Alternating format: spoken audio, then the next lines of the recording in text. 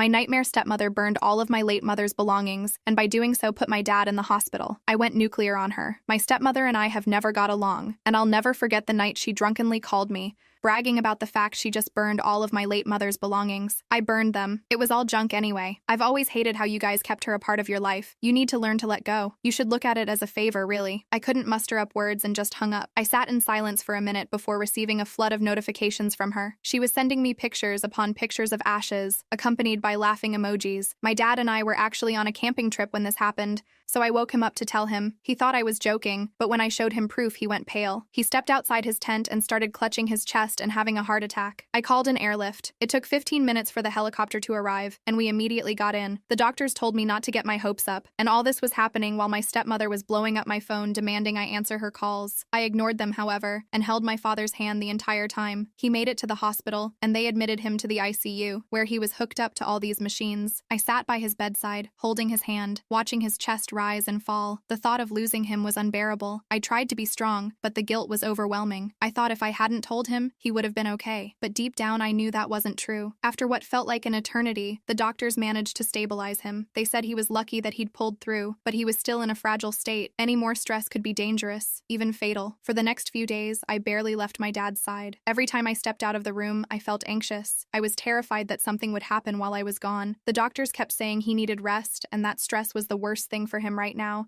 But it was hard, considering my stepmom had burned all of my mom's possessions.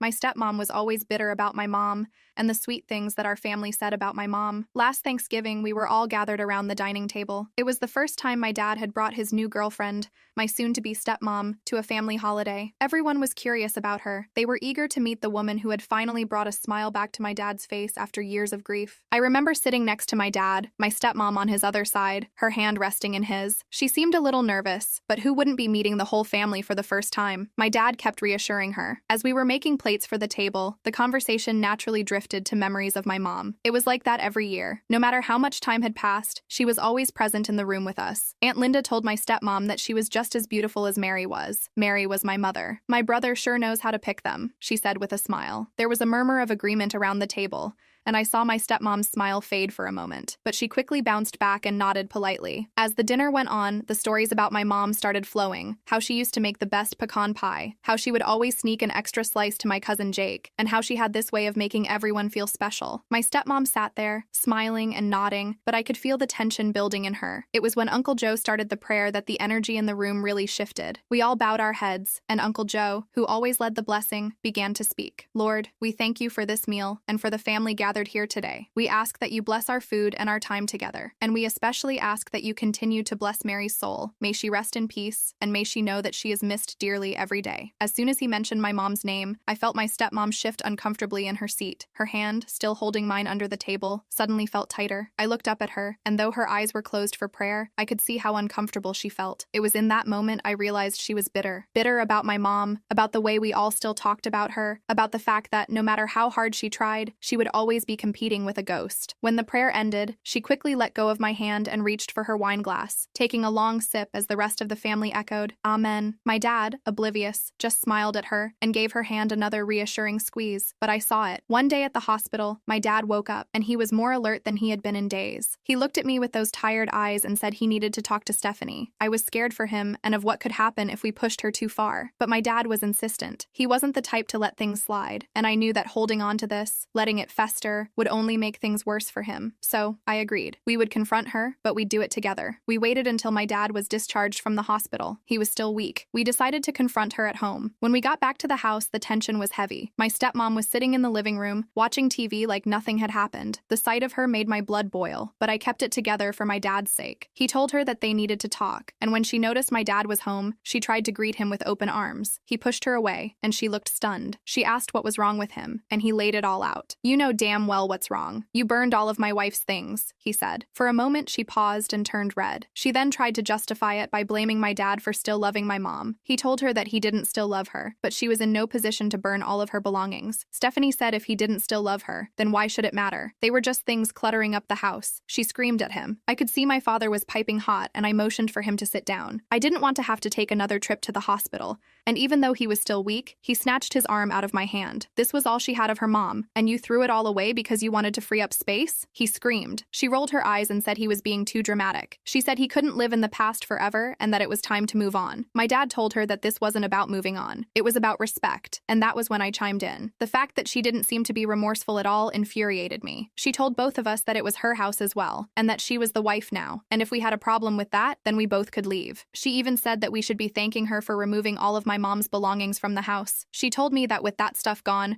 we could both heal faster and not have a constant reminder that she was dead. My dad said he paid the mortgage and that his name was on the documents. He told her she needed to leave immediately. This seemed like the final straw for him, not including the fact that she did not visit him while he was in the hospital. She refused to leave, and the argument got heated. My dad looked pale again, and I forced him to the couch. I told her to leave him alone. She didn't care that she was causing him so much pain. After my dad's color returned and his breathing was stable, I helped him to the bed. The morning after the confrontation was eerily quiet. The tension from the night before hung in the air. It was impossible to ignore. My dad was still in bed, exhausted and emotionally drained from everything that had happened. I could hear his slow breathing through the thin walls. I made my way downstairs, half expecting to find her gone. But no, she was there, sitting at the kitchen table with a cup of coffee in hand, as if nothing had happened. She didn't even look up when I walked in. Her focus was entirely on her phone. Her fingers moved rapidly across the screen. As I poured myself a cup of coffee, the phone calls started. First, it was my aunt. She asked me what was going on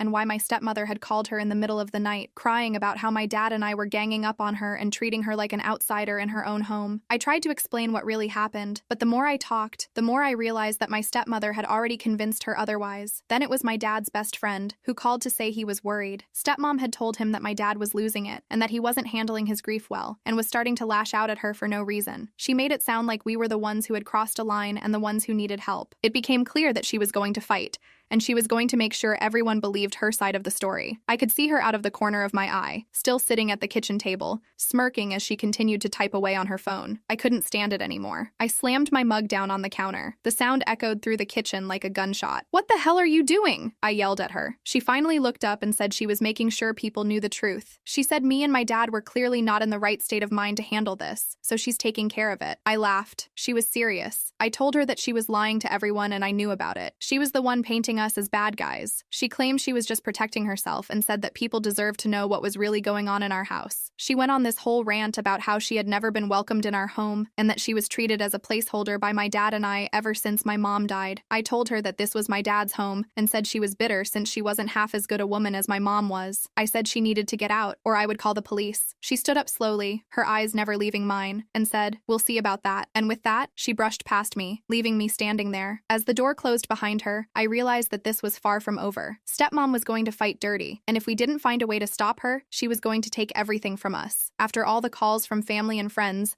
my dad started stressing, and then his health started to decline again. He was stressed all the time, barely sleeping, and it was taking a toll on his heart. The doctors warned us that he couldn't take much more of this, that if things didn't change, he might not make it. I couldn't stand by and watch her destroy him. We needed to get her out of our lives, but she wasn't going to go quietly. That's when I realized we needed legal help. We found a lawyer who specialized in family law, and we started the process of filing for divorce. It was grueling, and my stepmom fought us every step of the way. But the more she fought, the more her true colors showed. She tried to play the victim, to paint us as the bad guys, but it didn't work. The court saw through her lies and saw the damage she was trying to do. She had no remorse or empathy, just a burning desire to get what she wanted, no matter who it hurt. The divorce was ugly. She dragged it out as long as she could, trying to drain us financially and emotionally. But in the end, the court ruled in our favor. She was forced to leave, and we were finally free of her. After she was gone, it took time for us to heal. My dad's health slowly improved, but he was never the same. The stress had taken its toll, and he was more fragile than ever. We focused on rebuilding our lives, on finding a new normal. It wasn't easy, and there were days when the weight of everything we'd been through felt like too much to bear. But we had each other, and that was enough. We didn't talk much about my mom's things after that. The loss was too painful. One day, as we were going through some old boxes in the attic, I found a small envelope tucked away in the corner. It was addressed to me in my mom's handwriting. My heart skipped a beat as I opened it. Tears formed in my eyes as I read the words she'd written to me before she passed. She talked about how much she loved me and how proud she was of the person I was becoming. And at the end, she wrote, "No matter what happens, always remember that I'm with you. In every memory, every moment, I'm there." I held the letter close to my chest and felt a sense of peace that I hadn't felt in a long time. My mom was gone, but she was still with me in every memory, in every moment, and no one could ever take that away. As time passed, the pain started to fade. My dad and I were closer than ever. We knew that we couldn't change the past, but we could determine our future. And that's exactly what we did. We moved to a new house. It was a fresh start. The first night in our new home, we sat on the porch, watching the sunset, and my dad turned to me with a small smile. "We made it," he said. "Yeah," I agreed. "We did." And through it all, I knew that my mom was watching over us and that she would have been proud of the people we had become.